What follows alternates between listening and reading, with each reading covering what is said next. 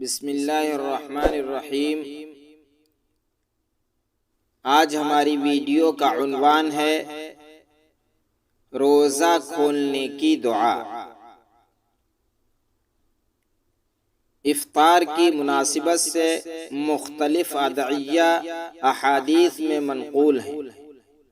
ان میں سے بعض کا تعلق افطار سے قبل پڑھی جانے والی دعاؤں سے ہے، جیسا کہ درج ذیل دعا ملاحظہ فرمائے، بڑی مختصر دعا ہے۔ اللہم لک صمت وعلی رزقک افطرت۔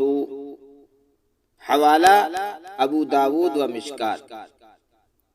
نوٹ: البتہ افطار سے پہلے پڑھنا بھول جائے تو افطار کے درمیان یا بعد میں بھی یہ دعا پڑھ سکتے ہیں۔ فقط واللہ اعلم۔ اور بہت سارے روزے کے متعلق مسائل جاننے کے لیے اس ویڈیو کی ڈسکرپشن میں چیک کریں۔